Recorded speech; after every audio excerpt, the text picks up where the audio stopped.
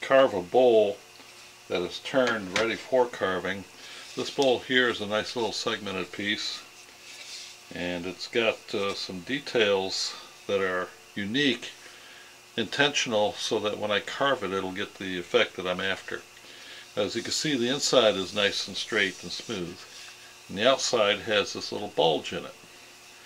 Now that bulge would normally be sort of an irritating feature, but my intent with this bowl is to take these segments and sag them, make it appear as if they're warping out. So what I had to do was to leave material in place for carving.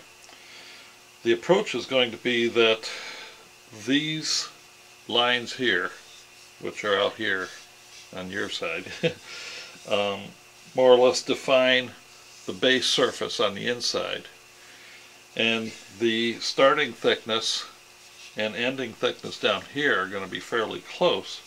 So what I'm going to do is target first along these lines on the outside and carve them low.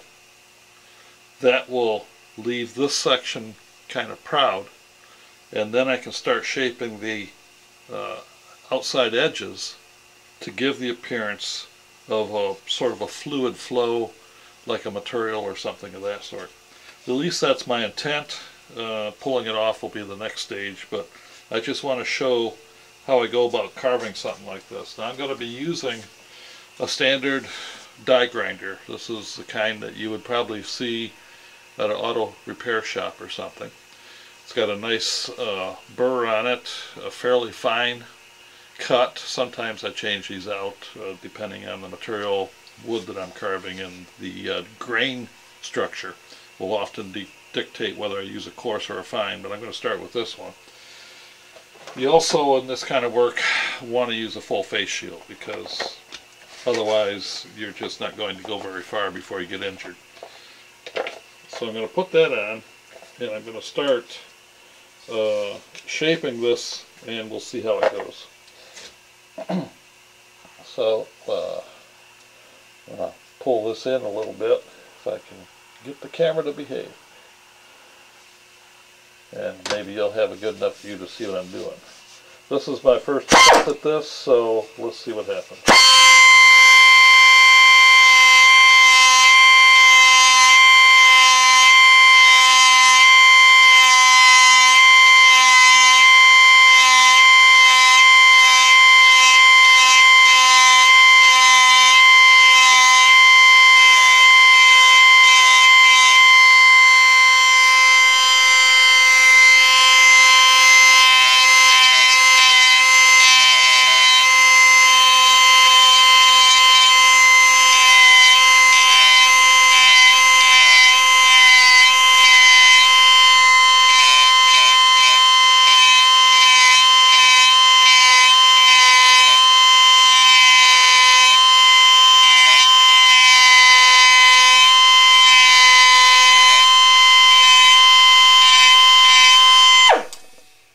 That's starting to come along. You can see how I'm taking the line here and more or less now making it straight. I can feel it inside here. It's going to get a little thicker down at the base because it's just got to naturally follow the flow. And like all things, as you do work like this, as you get into it, you'll discover, oh, I should have done this or that differently. And that's just natural. That gives you the setup for the next piece you're going to start. I'm going to continue with this and see if I can get a blend here to give me the effect that I'm after.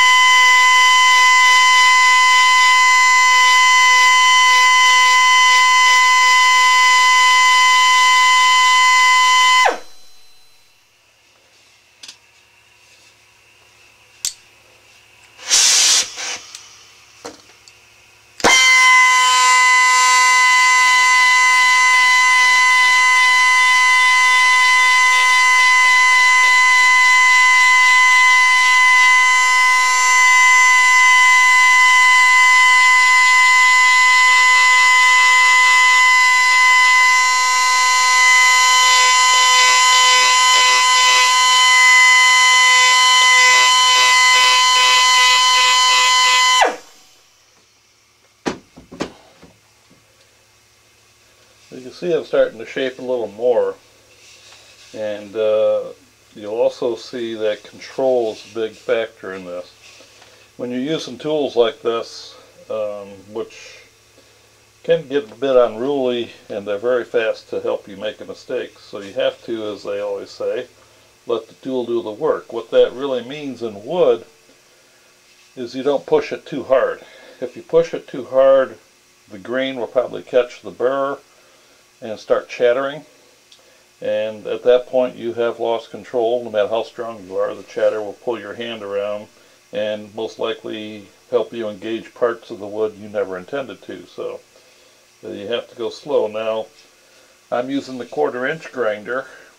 What I can do is switch out to a different grinder, and I'll show you that. Here's a different grinder.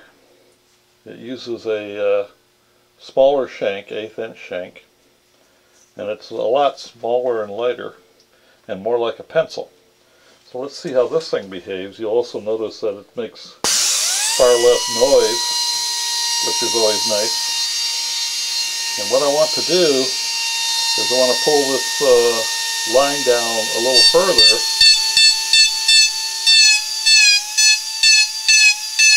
and this will give me more room to get that bulge that I'm after.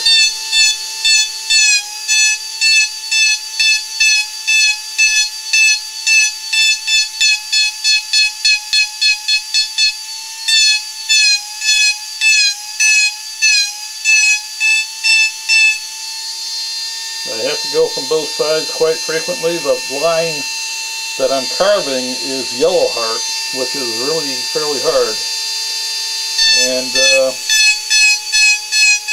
quite honestly, harder is better with these tools because they are made from metal. So the harder the wood, the easier it is to carve with regard to control.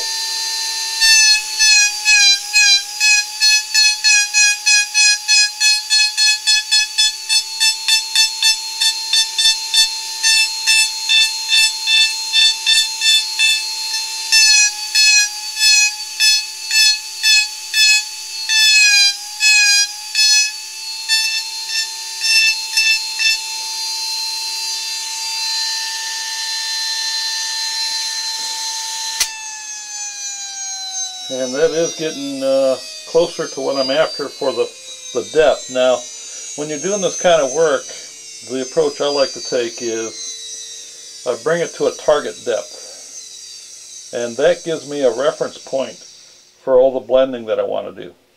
So I'll do that on all these rays first before I start really doing the blend across the surface here to give the bulge that I'm after.